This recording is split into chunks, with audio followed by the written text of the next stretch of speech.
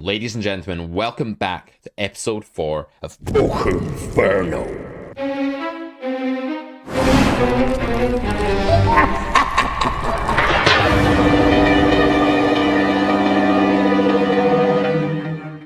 Today's contestant is called Liam, and he's going to be playing some 25NL on PokerStars. Let's jump right into our sweat session that we had earlier today. Let's go. So, in this spot, OOP, we're just gonna be block betting. I'm sorry, did you just say OOP? Yeah, it means, when you're out of position, like, No, yeah, I know what it means. It's just, why would you say that in a conversation? Like, why would you? Okay, anyway, this river bet's terrible. Like, you're betting the absolute middle of your range, right? Your hand must have about 44% equity. You're not value betting. You're not a favorite when called, not even close. And basically no better hands are folding. You're not bluffing either. So this is a polarization mistake. I'm interested to hear what you were thinking here. Why did you do this? I just thought that when you're OOP, out of position, you said in Weapons of War, your new course that you can block bet the river, right? What, with just any hand? No, there's... Like, you're still doing it for value or as a bluff. You're not just block betting the middle of your range for no reason. There's certain value hands that can do it. It's a common sizing. People don't do it enough. We explain all of that in that episode of Weapons of War. But no, I think you need to go back and rewatch that more carefully. Were you watching like something else or playing a game when you were watching Weapons of War by any chance? Yeah, StarCraft 2. Right. Can you go back and watch that, please, without also playing StarCraft 2? Who even plays that game anymore anyway? Anyway, sit back in, please. Okay, so Liam is made up. Today's actual contestant is called Mikel. I don't think he plays StarCraft 2. I lied about almost everything, apart from the fact that he does play 25NL on PokerStars, the same game that all of you play. Every last single one of you. Now, let's get to this episode of Poker Inferno.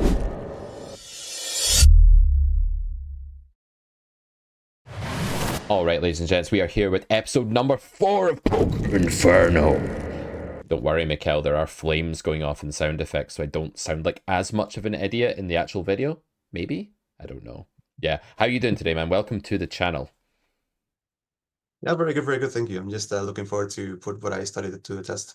Yeah, so you've been doing a little bit of Carrot Corner subscription stuff, and you are fairly new to taking poker seriously, you said. You have been playing for a while, but recreationally up until recently, and we are here playing the stereotypical, the archetypal 25NL, the game that all of you play, every single one of you. So this should hit home with the audience.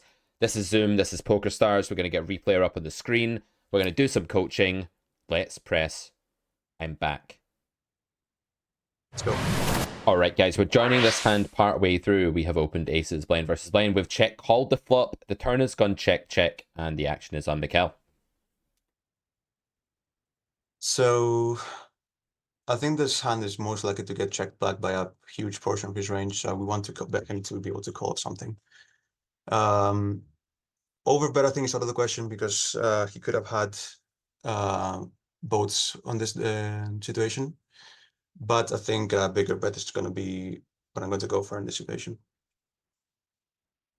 Interesting one to start us off today. Sorry we missed the pre-flop and the flop there, but if we bring up the replayer, we can see how we got to that node. That was my fault for having the table in the wrong dimensions. All right, so on the flop here, I would play similarly, just having a lot of check on this board unless we're against someone very placid. We start with check here, and Billen goes for a bet. I think call makes the most sense here. Our hand is not huge. It has a huge draw, but in made hand terms, it's not enormous. Check raise isn't like ridiculous in this spot, but I do lean towards calling here. And so we do. And king of spades on the turn. We check. Villain checks back. And we land on this river node. So your thought process here was that you expected a large portion of villain's range to check. My thoughts here are slightly... Well, they're along those lines, but they're a little bit different. I would expect a lot of villain's range to check back here as well, but I would expect a lot of that to just be like trash or a low pair that isn't going to call a B75. So when you B75 here, what do we think are the main candidates for bluff catching us or calling us? Like, what do those hands look like in your opinion? I would say single spades, like above probably 7 of spades, I'd say probably. Mm-hmm. And while they may also call with like the 5 of spades or 4 of spades, they might not have that after they bet the flop relatively large. So I think villain is actually very polarized in this spot, either having a boat, a decent flush, or something that's one pair or worse for the most part, right? They don't really have that many intermediate hands here. They have a lot of trash, a lot of one pair that's unlikely to ever bluff catch, and then a lot of decent flushes. And if they have a decent flush, my feeling is that they're quite likely to value bet now after turn goes check check, especially given that they can't have the 9, 8, or 6 of spades, and they're not going to have the deuce or 3 or 4 very often. So I think most of their flushes are the 10, the jack, the queen, something like this. So is there a better line here that gives them the chance to both value bet their worst flushes, which are the things you're trying to get called by, that I think they'll bet anyway, and also gives villain the chance to bluff in what is actually a really overbluff spot? 4 flush, scattered aggression, bet check bet, very overbluff line. So what could we do in the river here that might be an improvement on betting big? Yeah, I guess we're definitely checking it back here. Yeah, we're Well, I checking guess it. like checking it first. Right, checking it over to villain with this hand, going for the check raise against smaller bets. Maybe just the check call against gigantic bets, right, rather than trying to get value there.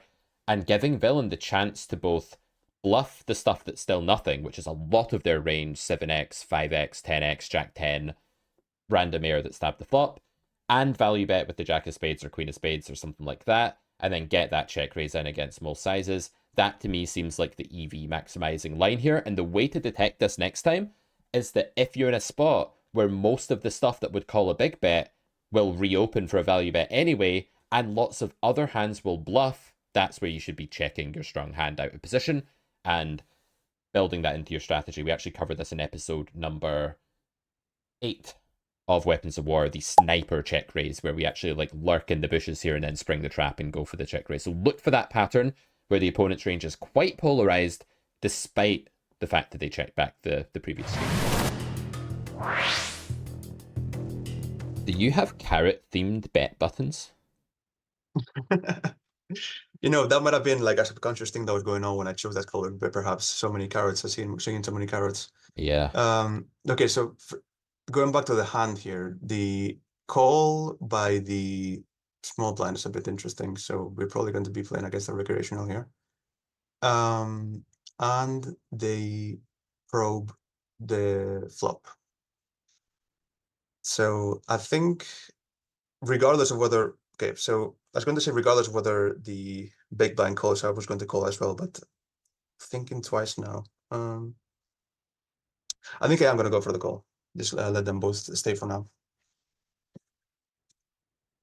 So with the ace on the turn, now I'm thinking that I'll still want to stay within this pot because recreational is going to be very unlikely to let go of an ace if they have it here, if we were to make my flush. So the implied odds here are very good against the recreational situation. So I'm going to stick with the pot for now. We don't get there, and I think this is when we're going to let go. I think.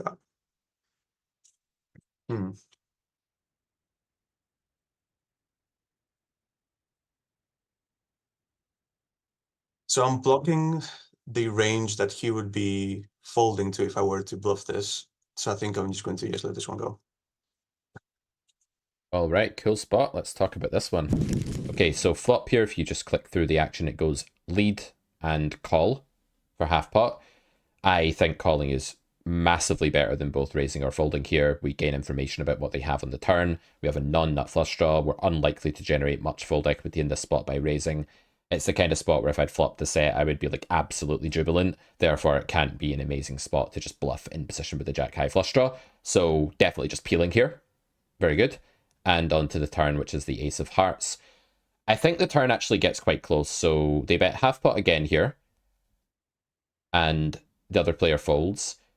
One issue here is that we do lose the bolts now. And a small blind is going to have 7s, 6s, ace 7 sometimes, and ace 6 sometimes if they're recreational. I agree with you that most of their range is just an ace, though. On a spade river, I also think we will get a check call. We'll usually see a check on a spade river. We'll normally see a check call. We might see a hero fold in some cases. We're unlikely to be winning like a bet and a raise or a huge bet or anything like that. So the implied odds, I would say, are decent. There is a bit of reverse implied odds to cut into that though, and we are losing to like queen high and king high flush draws. Moreover, we are losing to the king high and queen high flush draws, which is just going to boost those reverse implied odds, unfortunately, a bit further. So at 3-1, needing 25% pot share to make this call, it feels really close to me. I think it's all right to call here, but it's definitely like getting quite thin. If they go any bigger here, I think we might just be folding this flush draw, honestly, as a kind of exploit, because they're not really going to be bluffing enough here with like 10-9 of diamonds or 8-9 or 4-5 or some of these lower EV bluffs, I don't think. So we do make the call, which I think is like getting close. And on the river, the 4 of diamonds comes. Villain checks. This is an interesting node. I do think plenty of ace-x is playing bet check here. I also think that at equilibrium, these are typically the kinds of spots where bluffing is going to be good in this action sequence. Now, I don't know about in this hand. I think villain has a ton of ace-x here, and this is an exploitative spot. But in GTO terms, when it does go, they bet, you call, and then they check, that's a spot where they're mostly supposed to be value betting again with their value range, and then their check range on the river is folding like a large amount of the time in GTO here. I do think in practice, though, just so much of your opponent's range is an ace as played, that it is debatable what we want to do in this river, and I definitely would not make a big bet here at all. Villain's range is actually very polarized here, Mikel, right? They either have like some misdraw, or they have some kind of 4-5 that they've just hit in the river. And if they don't have that, they likely have an ace. I don't think there's too many merges here for half pot, half pot. And so I'm toying between checking back and just giving up as you did as a kind of exploit, saying that you're running into an ace too often, or betting like quarter pot. What would be the idea if we went for that line? What would we be trying to do if we bet like, I don't know, 7 or 8 here? So I think what I'm with the, do you mean like with the quarter pot size? What's happening with the quarter pot size? What would we be trying to achieve if we did that? So I think when you bet quarter pot, the villain has to defend a pretty huge part of his range, which in practice won't happen. So I think we are making villain potentially make some mistakes in how he's defending against that size, I think. Yeah, more specifically on a hand reading lens, though, we're hoping that we run into enough like other busted spades or busted hearts or something like that. But I think I'm going to go with check here. I think we just run into too much ace-x, and I think we actually beat some hands like 8-9 or something like that from time to time. If I was going to bet this river, it would be like really small. And this is just such a key spot because the normal rules of what we call river blunder theorem in the Carrot Poker School, betting nodes where villain aggressed and then check to us, they don't really apply when you're just against the fish whom we were mining for implied odds and whose range we thought was largely just ace-x for getting here. You know, river check or no river check. So I actually quite like the give up here.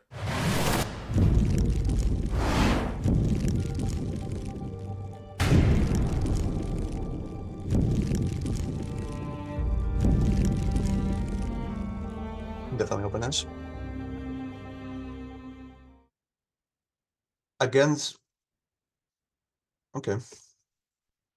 So here, I'm probably going to be c-betting unselectively, I think. Being out of position, I'm going to size up slightly to half pot instead of third, I think.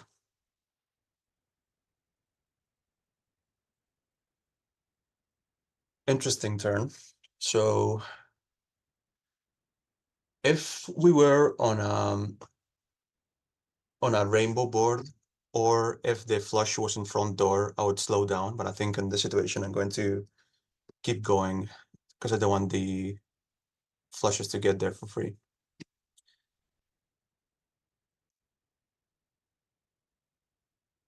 Okay, so the dreaded supposed flush gets there. So I think I might just go for a block bet here and fold to a raise.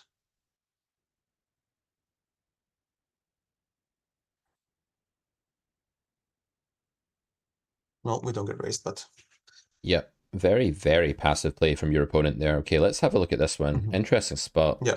All right, ace jack off here. We go for a bigger bet here. So I don't think being in the small blind itself or being out of position is really a reason to size up in this case, but I don't really mind the sizing. That said, like it's going to be okay. Can I just get a quick line check on like why you were saying that? Like what was it you've learned that sort of made you think I'm going to size up in the small blind, just so I can sort of coach that aspect?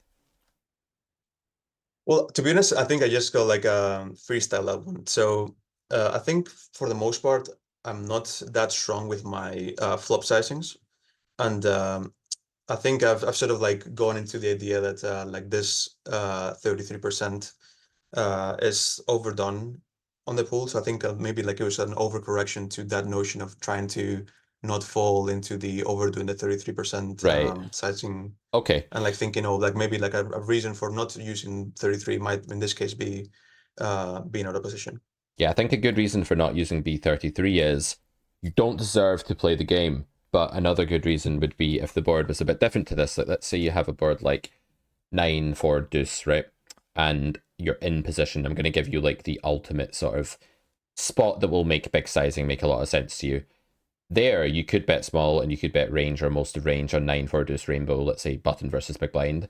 But you could also bet big and build a polarized c-bet game, because on a board like 9 4 deuce, the nut advantage, the best hands possible, are very, very firmly in your range and not in your opponent's range. So your value region, when you're value betting on, thick value betting on 9 4 deuce rainbow, is like kings, jacks, tens, queens, etc. And these hands have a ton of equity, even ace 9, king 9, an absolute heap of equity, and they're going to be unique mostly to your range.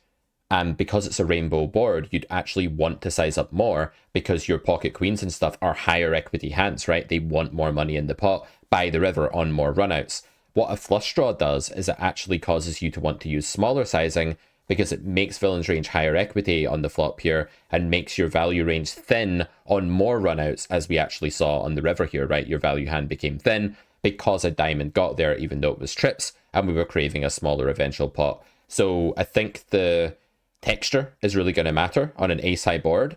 Villain has more top pair.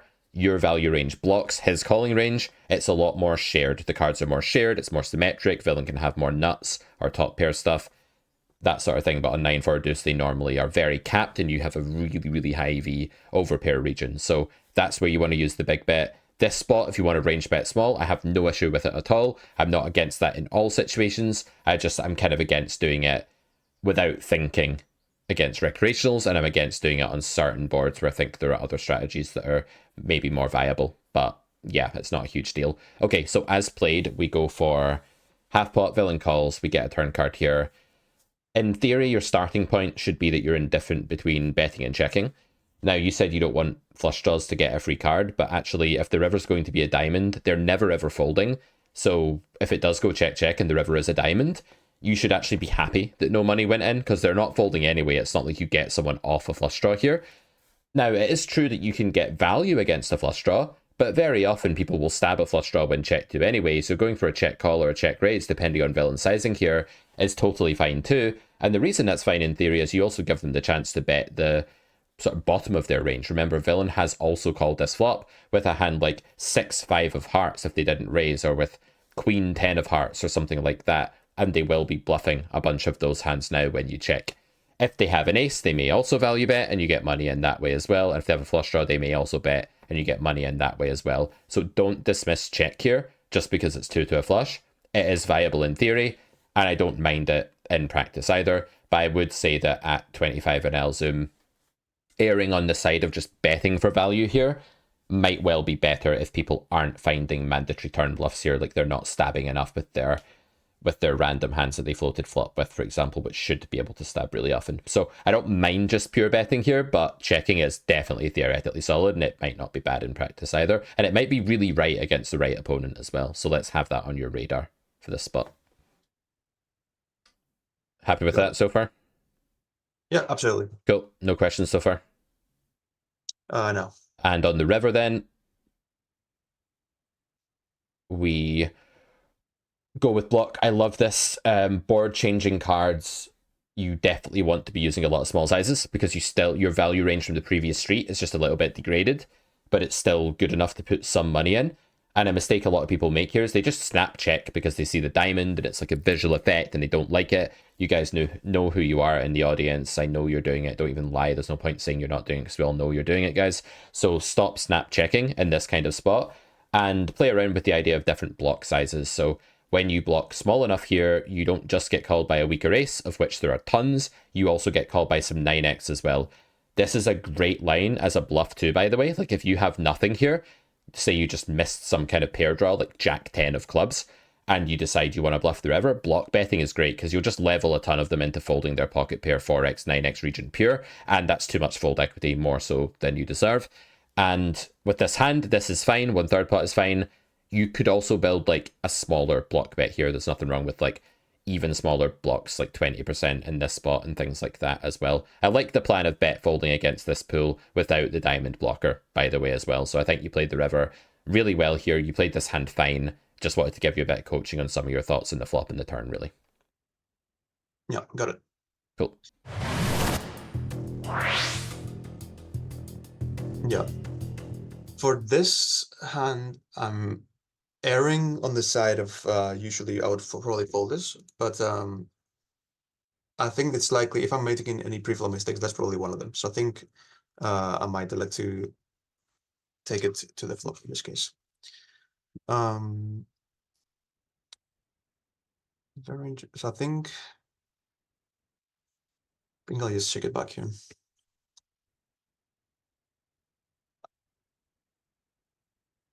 I think pretty much my only hope here is if villain has no clubs and they perceive me to be able to be slow playing clubs, which I think is quite unlikely. So I think I'm pretty much crushed here by even like a shy king who doesn't want to bet on this sort of like chaotic board, but who will probably side call if I were to 33 the river here. So I think I'm just going to give this one up. In this case, it was a shy jacks, I guess. Yeah, so pre-flop you said this might be a hand you would fold, and if you are making mistakes pre, it's probably that you're too tight. I have noticed a bit of a tendency for you to sort of auto-fold hands that I would definitely consider playing. And pre-flop, I just want you to slow down in future, scan the table, and think about this as well, which is a really key concept that people miss. What are the human versus human spots that are favorable for a certain player or a certain role in the hand? So for example, when cutoff opens and button 3-bets, there's a certain EV attached there to each player's strategy and equilibrium, but in real life, the button overperforms human versus human compared to robot versus robot because one spot's just much harder than the other to play, namely the out of position one. In this case, again, the out of position really wide range is a nightmare to play, and if you're properly equipped post-flop as the big blind here, you can go ahead and call and then actually have a strategy of just over-defending against small c-bets by floating and by raising. And if you come prepared with that game plan, you can then work back to the pre-flop node and it will actually boost your EV defending marginal hands pre-flop. 10-8, I think, is just a call, but it's very close. And once you factor in that you've got a game plan to exploit pool here, you can then make that call with much more confidence, kind of being quite certain that it's likely to be plus EV. So big fan of the call pre here. Good job for avoiding fold there. Good. On the flop, I think you're going to probably not like this because it feels queasy and you feel like a bit of an idiot for doing it. But let me just give you some advice here. Step outside of your own strategy. Step outside of like what other hands you might have, what your range would be if you just mindlessly bet all of your 10-8 and ask yourself, if I bet 1/3 or 1/4 pot here, let's go with a quarter, right? If you were to bet whatever a quarter of 5.72 is, like 1 point, I don't know, help me out here, like 1.3 something or whatever, right? If you were to bet something like this, would you get that bet through at a 20% frequency, right? You're risking 1 to win what will eventually be 5. Would that get through 20% of the time? I think the answer is yes. I think it would get through 30 something percent of the time against this pool. So the right strategy here is to close your eyes, not care about your own range. Villain can't see your cards. They can't see your strategy. They don't know that you're on a YouTube show with Pete Clark right now. They have no idea about any of that. Just go small. And you will get way more folds than you need. And you will climb out of 25 NL much faster by thinking more about what your opponents are up to and what their whole range is here and whether they're protecting it and what your fold equity is, and less about how absurd it would be if you bet all of your 10-8 here. So let's start auto-stabbing scary looking boards small when checked to by in position. And if we come to it with that approach, we'll actually find way more of these defense pre-flop because we'll be confident that we can actually bluff really profitably on these notes here. If you bet small, it can fail most of the time and still be the right play. That's the thing to remember. You're not wasting the money. On the turn, it is the king of diamonds, and your opponent checks again. Similar logic here. Yes, you feel silly betting third pot, and I wouldn't bet big with this hand, by the way. But if you do stab kind of small here, even though it doesn't make sense for your range to reopen small here, if you bet half pot on this node, you probably do fine. That said, I think the flop is a better place to attack than the turn, because I do think villains hit a lot of King X here, and this is like a pretty bad card as turn cards go after this flop action. But anyway, onto the river. On the river again, you might just ask yourself here, well, I could have some bluffs, I could have played an ace this way. It's not just clubs that you're repping. Here you talked about you were very visually focused on the clubs, and you were kind of like, he won't believe that I've slow played a flush, and I need to hope he doesn't have a club. And it was kind of all about the clubs, but on this node that's gone check, check, check, check, neither player really has too many flushes anymore, and your value range that you're repping here is like two pair that you've just hit, like king 9, it's like ace 9, it's like ace 5, ace 6, ace 7, all sorts of top pair, and you can probably go as light as king queen, king jack here for value in this node, because it checked all the way to the river. So if you do bet 2/3 pot or half pot or whatever here, again, you're just asking, do I get this through at the right frequency? If you bet half pot, you need 33% fold equity, and honestly, you'll probably achieve that here. I think there's enough like 5s, 6s, 7s, 8s, 10s, jacks, whatever in villain's range here, maybe even queen high and stuff that's just being passive and might fold. So more aggression against this pool when they show weakness. They're not protecting their checking ranges. And yes, you need to be very constrained and behaved here in GTO and bluff with the right hands at the right frequencies. But we're not in GTO, we're at 25 and L, we're against capped ranges that aren't properly protected. Let's be a bit more hungry for fold equity, I think, in spots like this. Questions? Michael. Comments? Happy? Yeah, I would say what I mentioned in the river about I was even more adamant about bluffing the river, because I was thinking that it was probably likely that a shy king might have arrived here and not decided to bet the turn, and that we might get like a side call from these more shy hands, such as a king, or and I guess in this case the pocket jacks. So what would you think about that sort of like thought process? Yeah, that thought process is right, but it's tunneling in on one part of villain's range, right? We need to expand our lens here and say villain probably doesn't have ace x plus at these stakes very often when they check 3 times. They might have a king, but they might well even block that. But I do accept that they do land with a ton of king here, and they will call you a decent amount of the time with a hand like jacks as well, probably most of the time. But I'm concentrating on the times they get here with a 4 or a 3 or pocket 5s or pocket 6s. And if you do bet half pot, we're just asking for it to get through a third. We're not asking for it to work most of the time. There's a default human mentality, which is I'll think about the worst case scenario, I'll think about the hands that could call me, and I'll want my bluff to work more often than not. It does not need to work more often than not if you size it under pot. That's the thing to remember. Got it.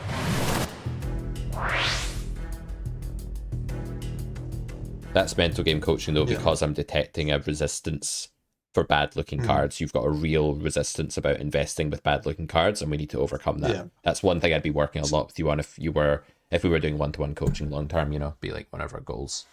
Yeah. Speaking of, I would most certainly be folding this usually. I think my sort of like frame of mind here would be like a probably side call if it's coming from the button, the open. But I think any earlier position than the button, usually I'll probably be folding these kind of like ace x, small ace x off here. And to this half pot c bet, I think I'm going to be folding this. All right, so we dealt ace deuce in the big blind, we face a cutoff open. Are you defending here because of something I said recently, or is this normal for you to defend here? No, I would say that probably only defend this if the raise is coming from the bottom. I think any earlier position I'll probably be folding most of my small ace-x offsuit, I think. Okay, why did you defend it here out of interest? So from the small amount of coaching I've had in this small session, I think I'm realizing that I'm probably too shy about Right. my defense. This So it might have been an over adjustment towards trying to fix that. Yeah, this happens a lot in coaching. I've been doing this a long time, and the student tends to swing too far one direction before coming back to the center. And so I'm always careful that I qualify stuff as much as possible. If we cast our mind back to the 10-8 spot, in this situation here, we were actually in position in a spot that was very difficult for the small blind to navigate, and we were very close to a GTO call. We basically had a mix in GTO, right? Which is why I said, let's always defend the 10-8 big blind versus small blind. Against cutoff ace deuce off is a fairly significantly losing defend, I think. And this is a spot that's harder to play for you as a human than it is for the in position cutoff player with a strong range. And so, even if you were studied in exploits in this node, even if you were really good at them, it still wouldn't be clear that you could defend ace deuce off there. So, yeah, definitely an over adjustment. And if you check range charts, not to copy them, but just for reference, you'll see that hands like ace deuce offsuit actually fold against button as well, and then it's not until you reach like ace 4 ace 5 that they might start defending, depending on the sizing and the rake. And you don't want to lump ace deuce in with ace 5. It is actually significantly worse, even though it looks pretty similar at first glance. If we look at flop here real quick. Yep. On the flop, we are getting 3-1, right? That's the first thing I want to stress here. When you face half pot, you have this required pot share target of 25%, right? That's what you need to continue here. Some of that will come from implied odds of hitting a 3 and just getting there sometimes, and an ace also being an out. Some of that will come from hitting a deuce when villain has ace king, ace queen, ace jack or something. Some of that will come from ace high being the best hand, and some of it will come from implied odds if you actually get there. Some of it will come from bluffing later if villain checks back on certain runouts as well. So there's actually enough good stuff going on here that you can satisfy a 25% target fairly comfortably, and you should call here, if not raise. But I think I'd normally default to call without the ace of hearts here. But I do think that to be aware of that, of why this is a call, you first have to kind of accept that poker's not asking much of you here. It's not asking this to be more good than bad. I think your biggest leak, Mikel, is that you have a real aversion to things that are more bad than good. You don't want to bluff when it's more bad than good, when it's not getting through often, even if it's getting through more often than it needs to. And you don't want to call here because you know you're usually losing the pot, even if calling is right at these pot odds. So we've got to sort of shake that natural human tendency out of our game to want things to be more good than bad and actually start asking, okay, yeah, it sucks, I'm not happy, but are the pot odds sufficient for what I'm doing here? And really try and solve that, not just over adjust and jump in and say I need to call because I've been doing too much folding, but really trying to engage with each and every spot and ask that important question and really paying more respect to pot odds and the target that's being set for us by those pot odds. Got it. And I do have a question actually. Mhm. What I was going through my mind for a minute, or not for a minute, for a moment during the hand was if I would have acted differently, which I think I would if the suits were reversed. So if we had the ace of hearts, how would we would have navigated the situation? If we have the ace of hearts, it becomes slightly better to defend, better to raise. We've got more nutty blockers, more bluffing ability, more good things that can happen in a bigger pot. It's definitely more viable to raise now, and certainly like very clearly winning to call. I think this is winning to call as well, but I think with ace of hearts, it's incredibly clear that you should call. It just boosts the EV further. Got it. Cool. But everything is on like a sliding scale in poker, so if something's good, changing the ace to a heart just makes it a bit more good. It just kind of moves the slider a little bit, if that makes sense.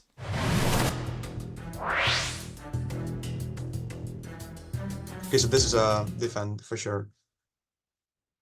Though I guess I'll be happier to defend if it was full stack for the implied odds, but here we'll still take the flop. Mm.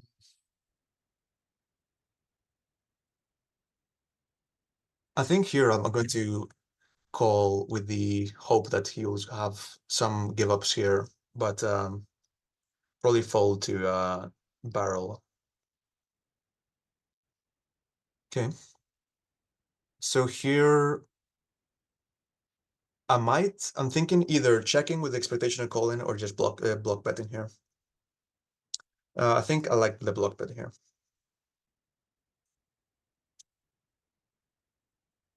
Okay. Well, All right, so on the flop here, be very wary about big bets.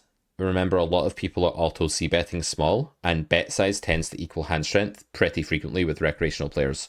So when you face a big bet here and you just have an underpair with terrible outs, like quality and quantity of outs here are very bad. And yeah, you might just have the best hand, but getting to showdown in one piece is a whole other struggle. And the big bet is going to push the opponent away from hands like ace, king, ace, queen, king, queen, ace, jack, and more towards pairs and higher equity draws and stuff like that. So definitely fold flop here. It does, you can imagine a part of villain's range that you're happy for them to have, but you just don't realize enough equity to call the stronger range that's actually big betting here. And the amount of the time you face turn aggression is much, much higher when you've called a big flop bet than when you've called a small one, because their range is just more in the direction of betting turn, or they're a more aggressive player who just bets turn a lot as well. So definitely fold flop here with the deuces. got it. On And if we were to go into an alternate universe where this was a small bet, then how would the rest of the right, good question. hand go, do you think? So if it's a small bet, the pot odds are far better. You need 20% pot entitlement to call a third pot C bet, whereas when you face 2/3 pot or 3/4, you're going to need like 30%, right? So it's hugely different. And then, moreover, you're going to be against a way weaker range, and you're going to get to the river and show down way more often, and the price is better. So it's a double whammy. It's definitely correct to call third pot here, but not big. Yeah. Sizing's really important there. Okay, so turn goes check, check. The problem with the river is that you're making a polarization mistake, because you're not value betting and you're not bluffing.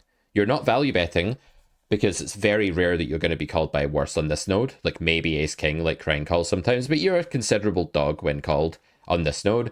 And you're not bluffing because villain's not folding enough better hands for 1/3 pot. But I think the biggest mistake here was you noted that you had quite a weak hand, and you then went to the paradigm of weak hands can block or check. But you, even when you're block betting, you still need to have a clear reason. Am I value betting or am I bluffing? And if it's neither of those, then you shouldn't be doing it. There is still a middle of your range on the river that when you land with, you sort of just have to check in these situations. And this is definitely the middle. You've got a lot of showdown value. You can't value bet, you can't bluff. You should check here. Yeah, got it. Can I just ask though, were you closer to value betting in your head here or closer to bluffing? Because that'll help me coach this situation. I think I was closer to bluffing here. I went over the last few episodes of Rest and Press from Alex, which spoke about sometimes the need for bluffing these smaller pocket pairs. Yeah. So I think basically what I was when I was thinking of checking, I was I guess afraid of being bluffed by an even worse hand than mine. So I wanted to avoid that in the first hand, but in the first place. But also I wanted to put out the bet in case I got folds out of like a random 6 that got here. Yep, and sometimes you will. Sometimes the 6 will fold, and sometimes when you check, you will be bluffed off of the hand by a hand better than yours. Sorry, by a hand worse than yours. But the point is that we need to start at fundamentals and basics. You asked me earlier off camera, what should I get? Should I get Weapons of War, or should I start with grade 1 of the Carrot Poker School with my next sort of study? And I said definitely grade 1 of the Carrot Poker School, because while I love Weapons of War and it's fresh off the press and I'm really happy with the course, there's no substitute for solid fundamentals. And what we really need to avoid is jumping forward too far when we don't have the foundation. So the foundation here is, am I in the band of my range that has good showdown value and can check for significant pot share? And if that's true, bluffing would only be better than that if this spot was really overfolded with respect to the better hands in villain's range than deuces, and that is not the case when you're betting 1/3 here with a pair against a recreational. This is all Alex's fault. I told him he should never have made this course aggress to impress. It's actually aggress to distress. That's basically what it's doing to people. It's ruining their games. Shame on you, Alex Pinheiro. Just kidding. He's a very good player, and that course is great once you reach a certain level. It's not actually a course, it's a series on the subscription service. That and content like it are great when you hit a certain level. But first and foremost, we need to get polarization 100% down. get more accurate at evaluating the equity of our hand. Because I'll tell you what, Mikel, this hand is like 30% equity at equilibrium or something like that. If you check here, you will actually show this hand down and win. Not half the time maybe, but a good amount of the time. And therefore, for bluffing to be right, you need a lot of old equity from stuff that beats you. And that's just not the case. So yeah, this happened to me a lot when I first started. I'm thinking back now many years. But I do remember like watching content on Lego Poker with A.E. Jones or something way before your time. And I would just take echoes of what these coaches said, and it would be like a voice in my head, and I would repeat it and I would parrot it out into the hand. But in real life, what we have to do is absorb and understand and then solve for ourselves rather than drawing upon an echo of something we've heard. This will be a very common problem. The audience is probably nodding along right now to this leak. They probably have that as well. You're not alone. But yeah, there's some protocol and learning coaching embedded in the technical coaching of this hand. All right. Yeah, great. I think we are done. You've been an awesome contestant. We had a lot of great nitty-gritty 25NL spots here. Anything you want to say? How's the coaching left you feeling today, just before we wrap this up? Nothing much, to be honest. I just really enjoyed this, and I just want to say that I really enjoy your content and everything you put out there. So just continue to do what you're doing. I think it's great. And I look forward to just continuing to watch your content as the time goes on. Yeah, it's been a pleasure, man. It's carrotcorner.com for everything else from us. And stay tuned for many more episodes of Poker Inferno coming to you soon. Bye for now, guys.